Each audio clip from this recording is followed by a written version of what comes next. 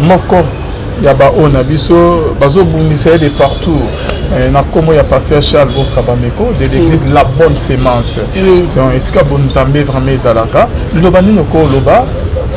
En tout cas liloba na koki koloba ezali kaka que Nzambe tango aza ko élever yo bitumba pezo ya na quantité ya élévation et ekosenga na biso ka ko umela na makolo ya Jésus Christ parce que alobi akoki ko permettre te bitumba eleka kondima na yo.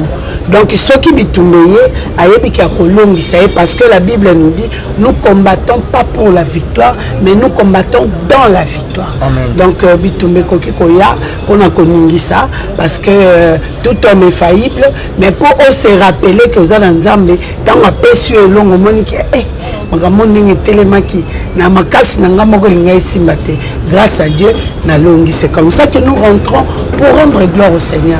Donc okoki ozama Nzambe ça veut pas dire que bitumbe oyate, ça veut pas dire que kobela te. Job asaya ki elorote, Job asaya ki saint devant Dieu, mais Nzambe va permettre à bela akufela bana bojuye kende mais sima ayaki kolakisa gloire na tant mususu eza bitumba oyo ekomema ye na gloire. Voilà pourquoi Nzambe va permettre yango salama après gloire na emonisa. En tout cas, merci beaucoup maman Cathy le bien ma casse. Et moi la seule question que na se posaka, pourquoi toujours basa na Nzambe tout le monde na Bible, ba disciple, ba apôtre Pierre, ba apôtre Paul, Jésus-Christ yemoko. C'est à cause il y a vérité, il y a du Nzambe ne basa toujours combattu. Vérité mususu oroki le bango oyinami na batu mais ondimami na Nzambe parce que ça etinda Nzambe. Je pense que c'est un peu ça. Merci beaucoup, merci Nabanéonios Toubazola Nabiso. Tout va bien avec Jésus-Christ, il n'y a rien, c'est Satan qui a peur. Si. Ce sont les sorciers qui ont peur. Exactement. Ezali quoi. Ils ont dit mon la Bible, comment il y a type un bandit en réseau qui manga.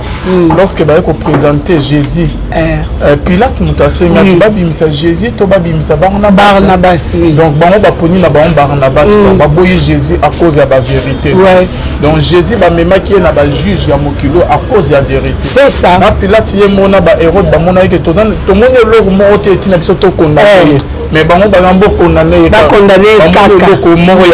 Mais c'était juste à cause de la vérité. Mais bah on battait quand Jésus et là toujours soi-disant basa na Nzambe ba fo basa na Nzambe ya kala na population bazali ki déranger na biloba o que Jésus bana côté. Jésus ba kota ki na mabe mo te mais ba profiter kana mo eloko mo boy. Ba bimisa mabe na ba condamner ba bomaye. C'est que un jour à sabaté à koki koloba boyete tellement il y avait rien.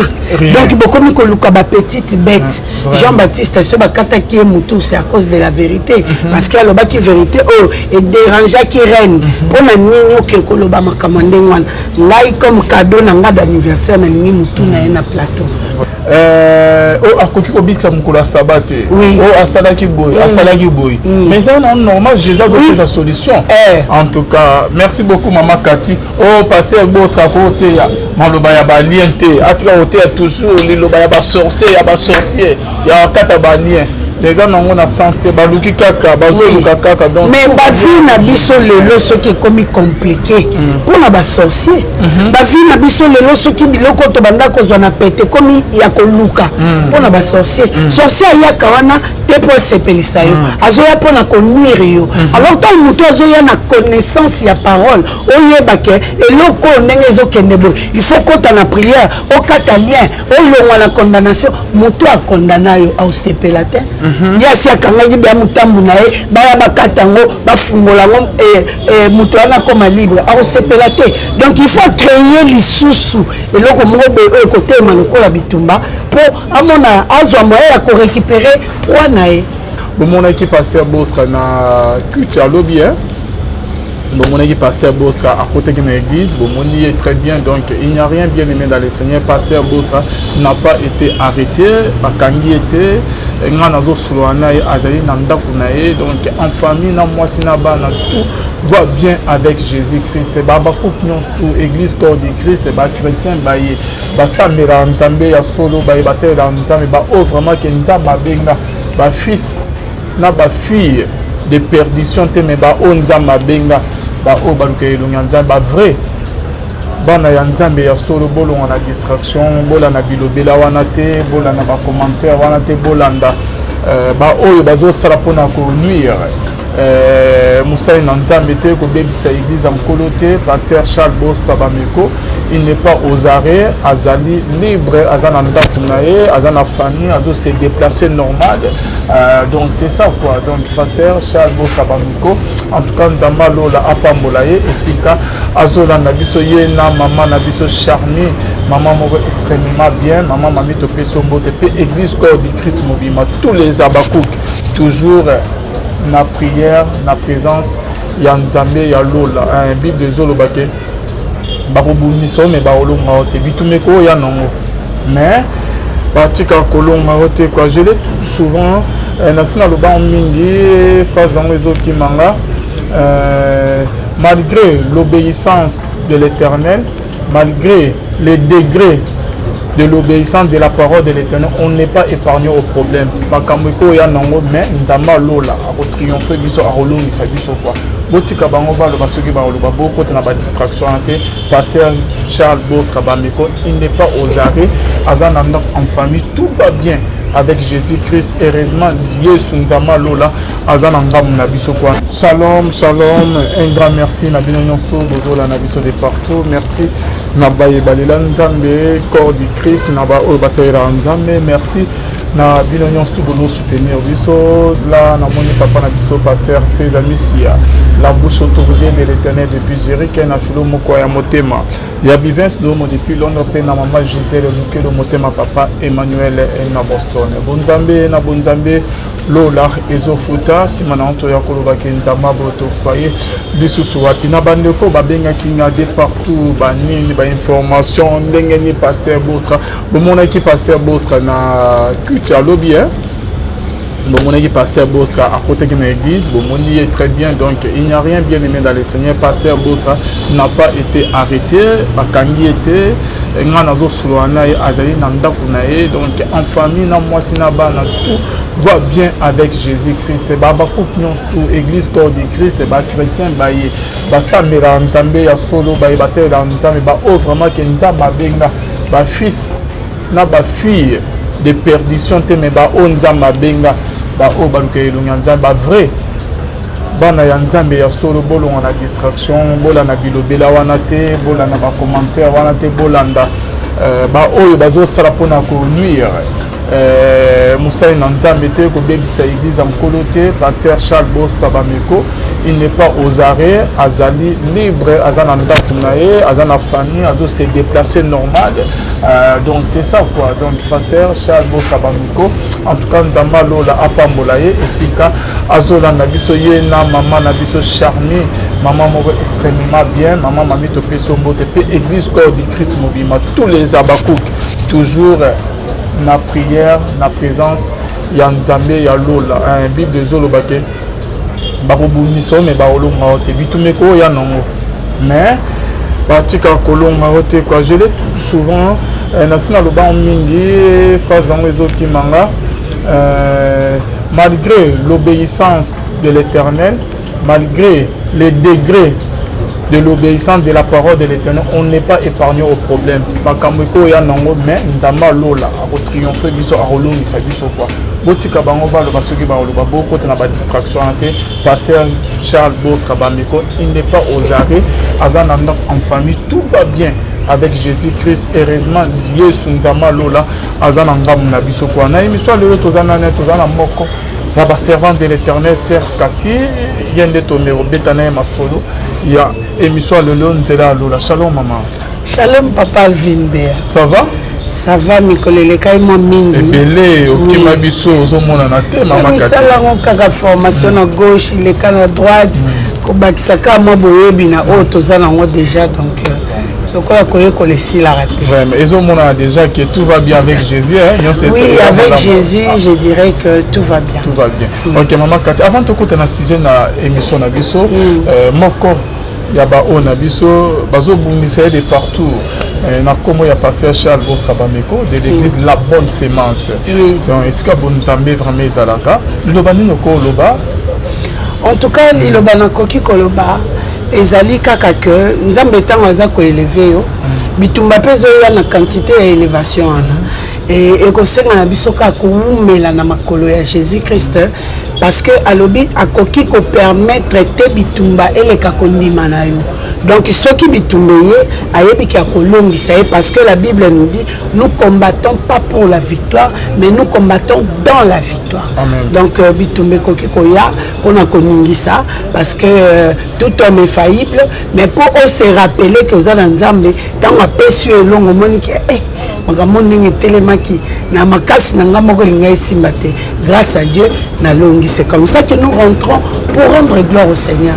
Donc okoki ozala mwa nzambe ça veut pas dire que bitumbe oya te, ça veut pas dire que kobela te. Job asalaki eloko te, Job azalaki saint devant Dieu mais nzambe apermettre abela akufela bana bozuye kende mais sima ayaki kolakisa gloire na ye ntango mosusu eza bitumba oyo ekomema ye na gloire. Voilà pourquoi nzambe apermettre yango esalama après gloire na ye monisama. En tout cas, merci beaucoup Maman Cathy Olobabie Makasi. Et moi la seule question que na se posaka, pourquoi toujours basa na nzambe tout le monde na Bible, ba disciple, ba apôtre Pierre, ba apôtre Paul, Jésus-Christ yemoko. C'est à cause il y a vérité, il y a du lobanza mené basa toujours combattu. Ndenge badage moko zoloba na biso toute vérité n'est pas bonne à dire. Or vérité nde yango ekangolaka mutu yo koki kozala eloko mo ozosala ya mabe tant que mutu atalisi yo te ke kanda na wana ndengo silikaka lobi ekoki omemela o AVC basungi yo te mais soki eza na mutu moko oyo biso yaya makambo ozoloba ya kogangana okoki oloba ngo mpe normal mutu mpe oyoka mais ndenge yo ozopousse koganga jour mosusu nere ekopete mais bakozela likambo ekoma bon il y a des gens qui baganga bon emema AVC moto yo à prévenir yo na moto oyo azio sur le fait c'est mieux que ça na moto azo prévenir yo.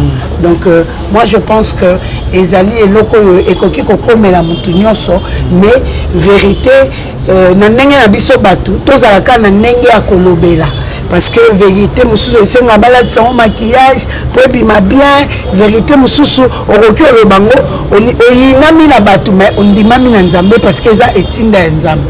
Je pense que c'est un peu ça. Merci beaucoup, merci na bandeonion Tobazola na biso. Tout va bien avec Jésus-Christ, il n'y a rien, c'est Satan qui a peur. Si. Ce sont les sorciers qui ont peur. Exactement. Ezali quoi. Ils ont solo mon Bible comment il y a type un bandit en réseau qui manga. Lorsque ba ko présenter Jésus. Pilate mutasenga babimisa Jésus to babimisa Barnabas. Donc bango ba poni na bango Barnabas ba boyi Jésus à cause de la vérité. Donc Jésus ba mema qui est na ba juge ya mokilo à cause de la vérité. C'est ça. Na Pilate ye mona ba Hérode ba mona que to mona lo mo te tina biso to condamné. Mais bango ba ngambo condamné kaka. Ko mo ya mabete mais c'était juste à cause de la vérité. Et ben on battait quand Jésus et là toujours soit disant basa na nzambe ba fo basa na nzambe ya kala na population bazalaki déranger na diloba o que Jésus bana côté Jésus ba kotaki na mabe mo te mais ba profiter kana mo eloko mo boy ba bimisa mabe na ba condamner ba bomaye c'est que un jour à sabaté à koki koloba boté tellement il y avait rien. Donc beaucoup mi koluka ba petite bête Jean-Baptiste so ba kataki mutu c'est à cause de la vérité parce que aloba ki vérité oh et dérangeait qui reine pour na nini ke koloba makamande ngwana ngai comme cadeau na nga d'anniversaire na nini mutu na plateau. Donc vérité eza na ba place au peke so okomi il faut le ba vérité mais ozala accompagner na sagesse parce que ceux qui sagesse exacte au recul la vérité mais le fait que le bien au brut et qu'on crée le peu comme voilà l'histoire Jean-Baptiste maman aussi mi point moko lobby que o akoki ko bikisa mukula sabate o asalaki boy mais ça non normal Jésus a donné sa solution. En tout cas merci beaucoup maman Cathy. Oh pasteur Bosra côté ya maloba ya ba lien te atra côté toujours liloba ya ba sorcier ya kata ba lien les gens n'ont pas sens te baluki kaka bazoluka kaka donc mais ba vie na biso lelo soki komi compliqué pour na ba sorcier ba vie na biso lelo soki biloko to banda kozwa na pete komi ya koluka pour na ba sorcier sorcier ya kawana te pour sepelisa yo azoya pour na konnuire yo alors tant muto azoya na connaissance ya parole oyeba ke eloko ndenge ezokende boy il faut kota na prière okata lien olongwa na condamnation muto a condamna yo au sepela te ya si akangaki bya mutambu na ye baya bakata ngo bafungola ngo muto ana koma libre au sepela te donc il faut créer lisusu eloko moko be ekotema lokola bitumba po amona azwa moyen ya ko récupérer poids na ye. Merci beaucoup Maman Cathy, toujours dans le cadre de l'émission Nabiso. Rien que la vérité, tout ça dans Lola, tout ça dans Maman Cathy. Maman Cathy, au-delà comme maman évangéliste, c'est ton maman pasteur, maman prophétesse. Et Nazaka évangéliste. Ah, aux autres. Maman évangéliste, vous en avez ni bela, nana nous se présenter dans la bao, balandio pour la première fois. Mbote na bino bandeko balandi bisika nyonso bozali partout dans le monde ezali ya bino Maman Cathy Munga oyo azali bongo naturothérapeute nazali ko soigner au moyen de plantes naturelles nazali bongo na commune ya Ngaliema na quartier Kinsuka Pêcheur avenue Maïndombe numéro 99 référence Carrière Carrie Grèce. Kuna nazali koyamba tous les jours de 7h à 9h30. Consultation zali na 15 000 francs congolais pour la bandeko oyo bazali sur place et puis $10 pour la bandeko ba consulta kanga na téléphone. Deuxième bureau na ngai ezali bongo na commune ya Kalamu na quartier Matonge na avenue Ikelemba numéro 9. Kuna pe nazali tous les jours de 12h à 15h30. Consultation comme mon message 15 000 francs congolais et $10 pour la bandeko ba consulta kanga na téléphone. Numéro de contact nanga ezali plus 243 82 20 012 na suka na bandeli plus 243 82 20 012 na sengi na bino bosabone massivement na Nation Puissante Télévision wape pa iboko raté ba détail té na musala auto zali ko sala boko mona ba témoignage bandeko bakoloba au sujet ya ba maladie o babiki na nzela ya ba plantes naturelles comme information na bino nyonso Maman Cathy Munga o azali naturothérapeute nazali candidate député national na circonscription ya Lukunga donc bosala vote utile o ezali Maman Cathy Munga vous ne serez pas déçus. Merci beaucoup. Merci beaucoup Maman Cathy. Les malheurs atteignent souvent les justes mais l'Éternel en délivre toujours. Amen. En tout cas papa Alvin na mikolo to monani te Yesu atikali kosala na sima makambo ya minene na nzela kaka ya ba plantes naturelles po ngai na tambola na na système ya pièce contre pièce. Nazali na maman moko ya 57 ans azali congolaise avivaka na Canada mobali na ye azali chinois bavivaka kuna balani bambula ebele mama luki kobota na ndenge nyonso azwi te ameli bakisi ya bamboka na mboka azwi solution te etango ayekolanda émission na nga moko batindelaki ye lien nde ayekoloba na meka ya mama wana ayekomeka azwaki traitement na ye pendant 6 mois et na kati ya traitement vers la fin nde mama ayekotombe enceinte aboti mwana na ye moi vidéo moko ya 2 secondes na tindi wana ezali ya mama wana en tout cas esengo ezongaki na libota na makasi abenginga asali appel vidéo atindi séquence moke ya vidéo ya bébé na ye pona kotala makambo nzambe asaleli. Deuxième problème nazalaki lisusu na couple moko ezalaki na problème ya kobota papa JP basali 7 ans na libala na mwasi na ye et cette fois-là papa nde azalaki na problème sperme na ye ezalaki na concentration te ezangaki motilité progressive ezangaki vitalité oyo tobengaka na mokuse oligospermie to azospermie donc okoki kobotisa te papa JP alandaki traitement na ye ya 3 mois papa JP aboti mwana photo ezali bokomona nga na bébé na hôpital ya Kitambo oyo ezolakisa makambo nzambe azosala na nzela ya baplante naturelle na beti sete ngai Cathy Munga napesaka bana te moto apesaka bana c'est Jésus-Christ de Nazareth. Ngai nazanaka kopesa kisi pona ko booster fertilité, pona ko stimuler kolongola banomali ezosala que mwasi to mobali bazwa zemite. Yango moni ba résultat yango wana. Et troisième personne nazana mama moko mama Dalia voice na epeza wana. Ayaki kotika semeki na ye autaki Londres pona osombela mobali na ye bakisi azonga nango. Et par là elle a profité pour se faire consulter.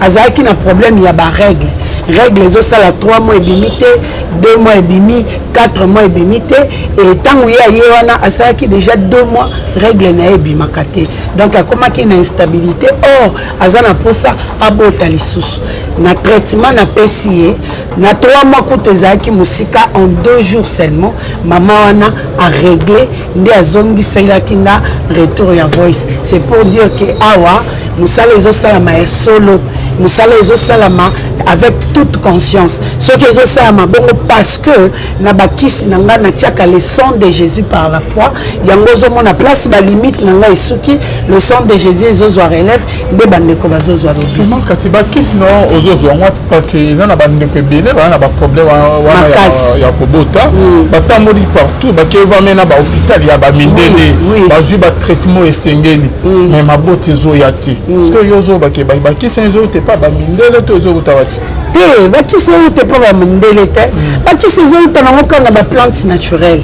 Tu sais Dieu nous a tout donné après ça biso matiti lokola biloko racine lokola traitement. Il suffit de comprendre kaka plante oyo soko sangisi na loko boy et komi kisi plante oyo so saline loko boy et bikisi maladie boy nde yango ba classe nanga na kenda kota yo na yebelio mama Kati tozi ba témoignage très bien na ba kiso mais là aussi ça n'a idée non sikoyo yo autant ozotangela na Congo natangela ngo kaka ozotangela na Congo ba hôpital ebele zali ke ba mama mingi batambo oyo ke na yebi bazozwa bazemite bon omoni bato ebele bazwa idée ya mabe ya ba naturopathe misusu bamonaka moto azosoigner na ba plante naturelle azanganga akataka banzoloko asimbisaka bikila akangaka basinga na luketu asalaka boye mais ngai nazali naturopathe mais dans le Seigneur nga nakataka nzoloko te napesaka mutu singa ya luketu te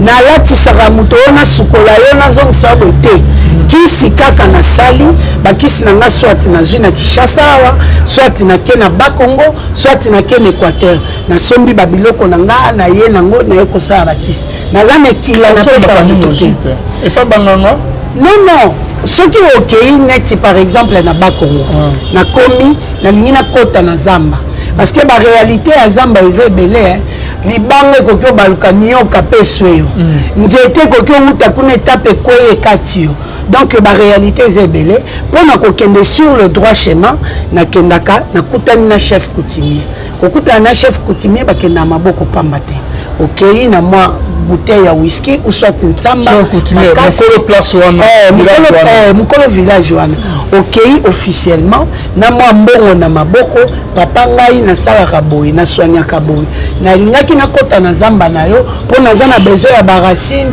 to ba écorce to ba plante oyo kosunganga na bakisi nde alobi po kota na zamba na wana nde oyo enveloppe oyo ye nango ya bokutani po ke kozwa bakisi na zamba na nga il faut pesa boy soko za nango na en nature te opesi yango en espèce en dehors de ça okende yo moko te po yebi nzela te po bato ba accompagner yo na opesa o 2-3 personnes droit na bango ya ko lokola ba commissionnaire ezali boy ozwi mbongo na bango opesi yo na bango bokoti zamba tango bokota zamba yo olanda wa place bango baonyata soka nyatia yo nyatia asote ayo so kokende to yeke bo yo bito contourner oyebi elo nini za nsima na te et soko komi kuna obandi ko som ko zwa babiloko na yo yo siko ifoza nde na makasi su ya mbongo po soki biloko ngo ozweze belé il faut futa bango lisusu ya sur place po ba memela o de zamba bobima na mokili Ce qui peut m'imiter ma malamu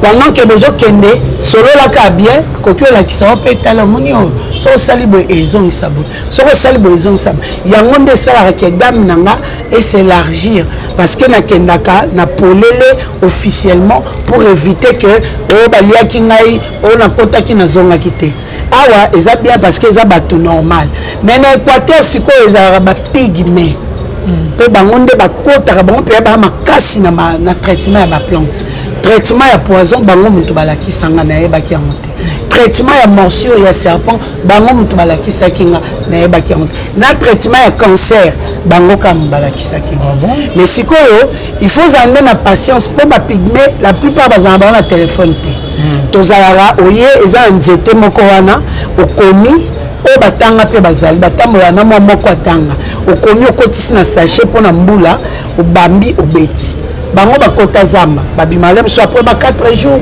lem so après ba 5 jours yo bandoyaka na tongo soko okuti papier na elongo eseke bayaki donc ozeli bango baoya bazwi yo okoti zamba mais soko okuta na baoya mabe mpo bapigme mosusu baliaka bato abakoti na yo balie nani otuna nani bariske ezali malgré okepa chef coutumier mais ozela bango ntongo boya bakotisi yo sikoyo Équateur nde ezwaka temps yango moni so naki Équateur nasalaka ba 2 semaines ba 12 jours po il faut bokota bobimi baplante mosusu ifo kokata na 18 heures baplante mosusu ifo kokata na 6 heures po so okati na moi wana ozwi makasa pamba seve nango eza te donc baexigence wana il faut landela soko ozwi nsima obimi ale ntango nakoya na kisi na ngai awa mama kisi na ye cher kisi na ye cher bazokonte avion oyo futi te badroit oyo opesi te kiporter oyo bango baomema bayeli yo tiango esu na mutuka yaka nango esusu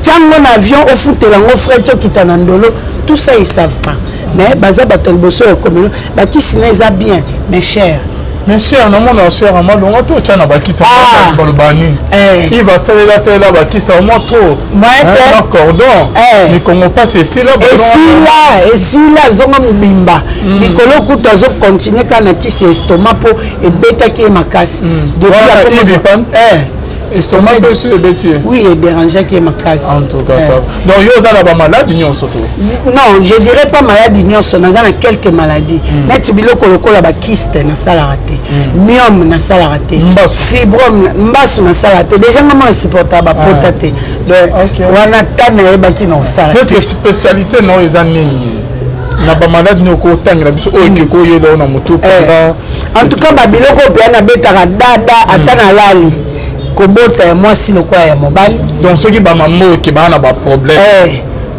bana ba problème ke ba ko robota o asalaka ba fausse couche pamba o ba règle katana ba règle sotaka ba règle douloureuse ba règle bazara mutu muso asala règle 15 jours azo régler kaka ba règle wana na soignaka o nga na règle aka mukolo moko wana pe na soignaka ah bon mobali o sperme comment on peut ba to sukana na mwasi ba couple muso ezate boza compatible te il faut bokabwana conseil ni ko pesa bango en tout cas bobo tezate boza compatible te bokabwana bino te ngai kokabola bato vraiment eza domaine nanga te ngai asengaka babondela nzambe par rapport à bakisi par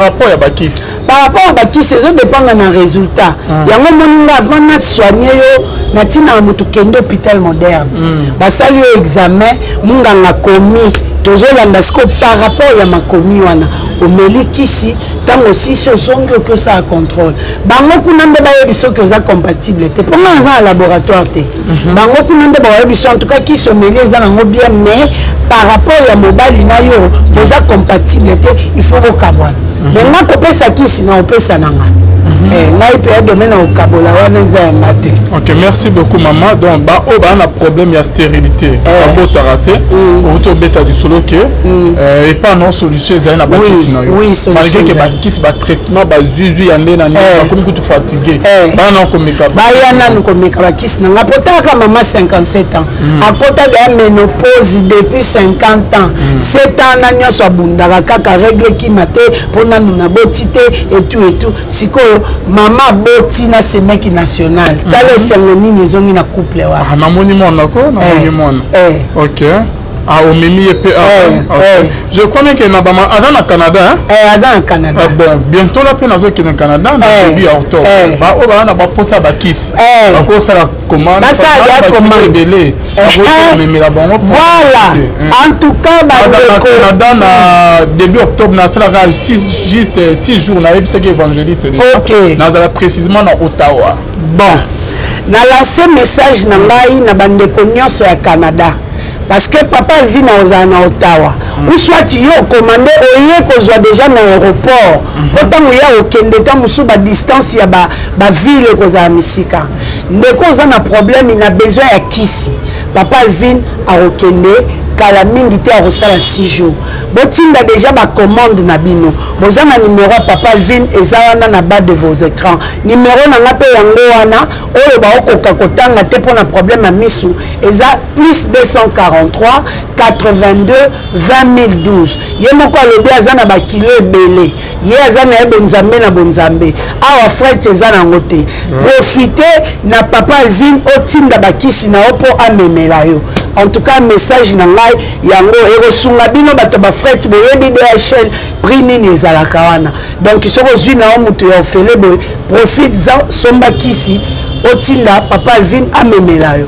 Merci beaucoup maman Cathy, merci na bandeko ba landa biso siko tokoti na domaine ba obeta lisola bam papa papa nini lisusu kona papa JP azaki na problème ya sperme sperme na ezalaki mai oyeba nini sperme na eza malamu to eza mabe papa bolandanga malamu sperme oyo ezalaka oza na rapport na mama tangu yo bimi sperme pe bimi elandi yo na nsima eza sperme ya mabe sperme na oyo koyeba nini eza mabe eza mai eza lokola miliki oyo batiaka mai ebele ekanga te miliki oyo nakoki oyo miliki osomi mwa sachet na yo moko ya miliki me otiango mai ebele eyebimaka pembe me eza kilo te sperme ya bien eza ndenge nini ezali gluant donc ezodenda ezosala kolkol eza lokola crachat eza concentré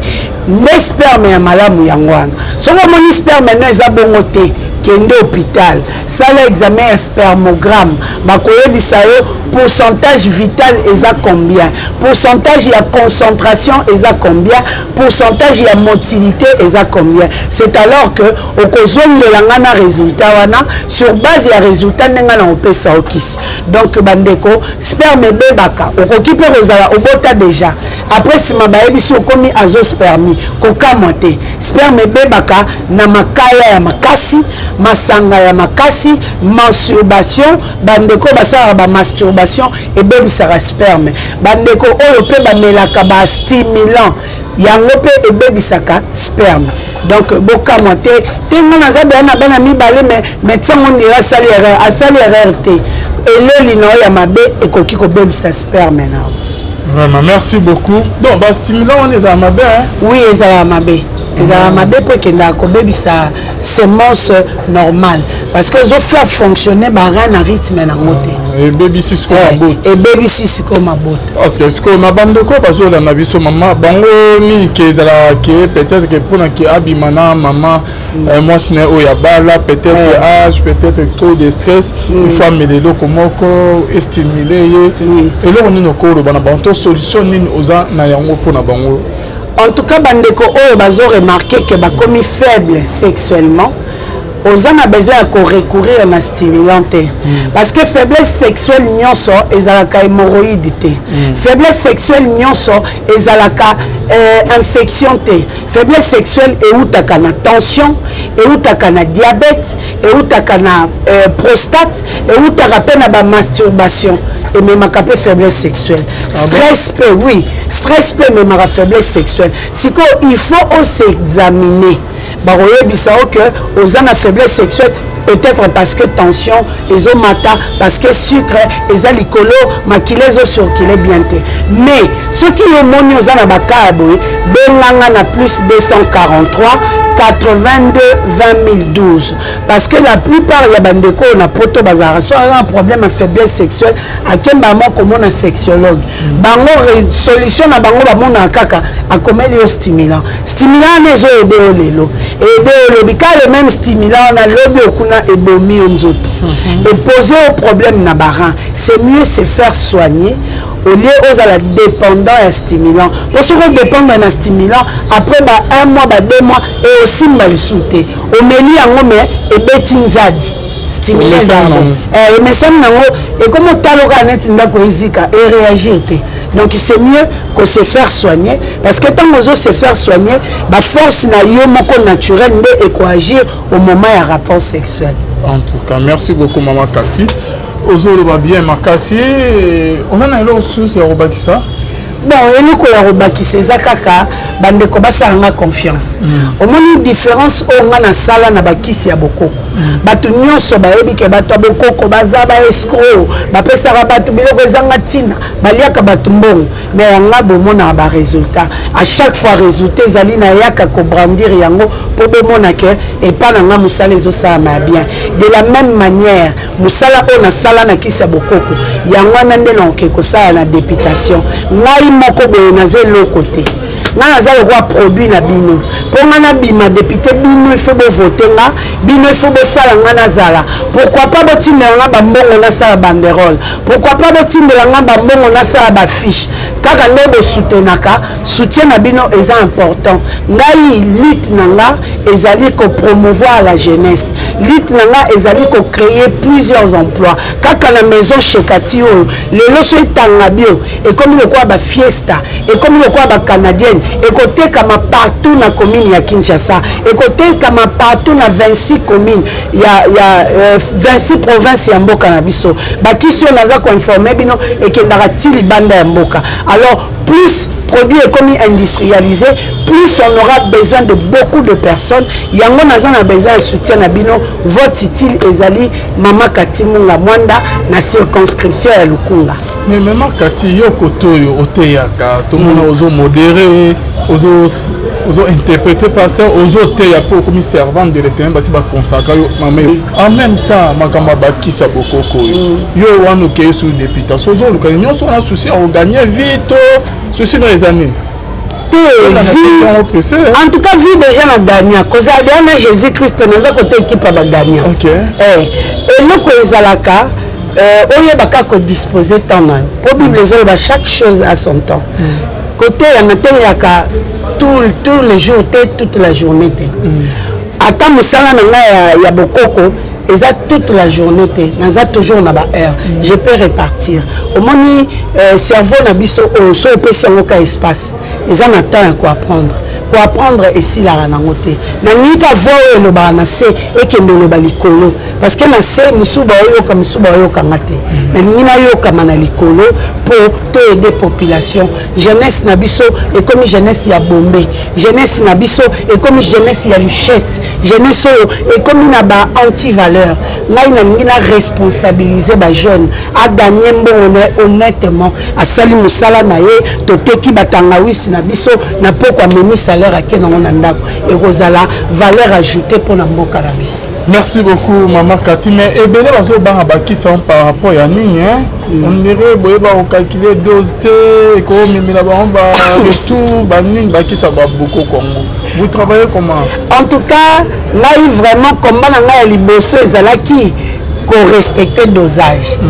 Na kenda même ko zo formation parce que liboso mes amis chimistes qui intervenaient pour ne respecter quantité bayaka te pour bâtir un produit chimique mais bango bayebi bazana ba balance électronique oyo et calculer la dosage mais na monaki ko benga bango à chaque fois ça coûtait beaucoup parce que musala nezo biso quand même tongo ti pourquoi et ça demande beaucoup d'argent na bateau nyonso na travail kala bango na keinga moko ko yekola na kenda koyokola lelo na koma en mesure ya kotia ba mesure na nganga moko ya ngomoniso na laboratoire na yambara téléphone te parce que okoki ko se distraire et loko aussi otiaki oyesu sotiango en croyant que tiete obebisi formule yango mona la kisi nanga depuis na banda ti lelo za kana gu moko échangeara te pour na maîtriser tellement formule côté la dosage babangate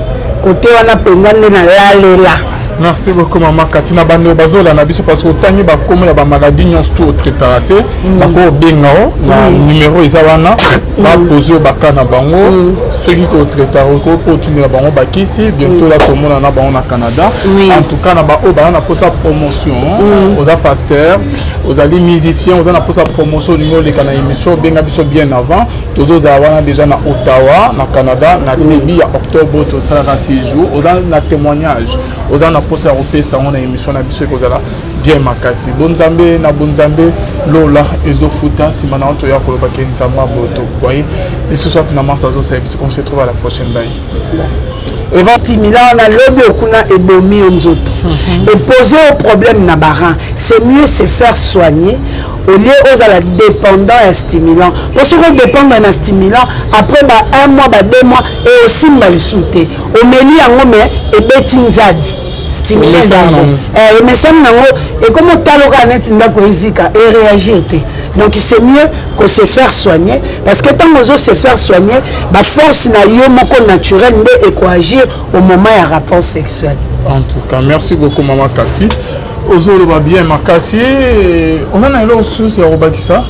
Bon, et nous qui c'est kaka bande ko basanga confiance. Au moins une différence on a na sala na bakisi ya bokoko. Batu nyonso ba yebi ke batu bokoko bazaba escroc, ba pesa batu biloko zanga tina, baliaka batu mbongo, mais yanga bomona ba résultat. À chaque fois résultat zali na yaka ko brandir yango po bomona ke et pas na musala zo ça ma bien. De la même manière, musala on a sala na kisi ya bokoko. Yango na ndelo ke ko sala na députation.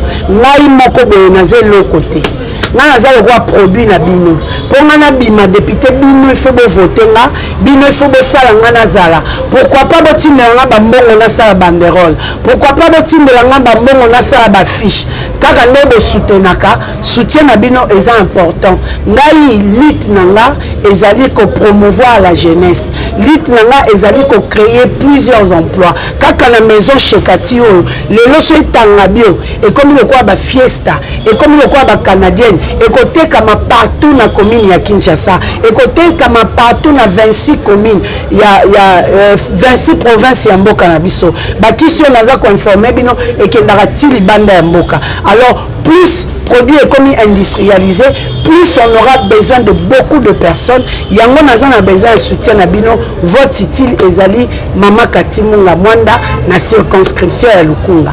Mais maman Kati yo kotoyo oteyaka tout le monde ozo modéré ozo interpréter pasteur ozo teya pour comme servant de l'éternel basi ba consacrer maman en même temps makamba bakisa bokoko yo wana ke sur députation ozo luka nyonso na souci à gagner vite souci dans les années. En tout cas, vu déjà la dernière cause, à Jésus-Christ, nous avons côté équipe à la dernière. Ok. Et nous, les alaka, on y a pas disposer temps. Pour Bible, chaque chose à son temps. Côté, il y a tous les jours, toute la journée. Attends, nous sommes il y a beaucoup. Et ça toute la journée, nous avons toujours une heure. Je peux répartir. Au moins, cerveau n'a pas so espace. Ils ont un temps à apprendre. Pour apprendre ici la ranangote. Nanika voye le banase et que le balikolo. Parce que na se musuba yo comme musuba yo kangate. Nina yo comme na likolo pour te aider population. Jeunesse nabiso et comme jeunesse ya Bombay. Jeunesse nabiso et comme jeunesse ya Luchette. Jeunesse et comme na ba anti-valeur. Là il a responsabilisé ba jeune à gagner bon honnêtement à sali musala na ye to teki batanga wisi nabiso na poko memi salaire à qui on a et Rosala valeur ajoutée pour l'amboka la bis. Merci beaucoup maman Kati mais et bien les autres qui sont par rapport à Nini on dirait on calculer dose et comme mais là on va tout banin qui ça va beaucoup Congo. Vous travaillez comment? En tout cas là vraiment comment on a liboso ezalaki qu'on respecte dosage. Na kenda même qu'on soit formation parce que liboso mes amis chimistes qui intervenaient pour ne respecter quantité bayaka te pour bâtir un produit chimique mais bango bayebi bazana ba balance électronique et calcule la dosage mais namonaki kobenga bango à chaque fois ça coûtait beaucoup parce que musala nezwaka biso quand même tongo ti pourquoi et ça demande beaucoup d'argent na bateau nyonso na travailler na bango na keinga moko koyekola nakenda koyokola lelo na comment en mesure ya kotia ba mesure na nganga moko ya ngomoniso na laboratoire na ya téléphone te parce que okoki ko se distraire et loko aussi otiaki oyesu sotiango en croyant que tiete obebisi formule yango mona la kisi nanga depuis na banda ti lelo za kana gu moko échangera te pour na maîtriser tellement formule côté la dosage babangate côté wana pengane na lalela. Merci beaucoup maman Katina bando bazola na biso parce que tangi ba komo ya ba maladie nyonso tout traité bako bengao na numéro izawana ba poser ba kana bango ceux qui ko traiter ko continuer bango bakisi bientôt la komona na bango na Canada en tout cas na ba o ba na posa promotion aux pasteurs aux ali musiciens aux na posa promotion numéro les kana émission benga biso bien avant tozo zawana déjà na Ottawa na Canada na début ya octobre to ça 6 jours aux na témoignage aux na posa européen ça on a émission na biso kozala bien makasi bonzambe na bonzambe lola ezofuta simana onto ya koloba ke nzamba boto voyez les ce soir na masa zo ça on se retrouve à la prochaine bail.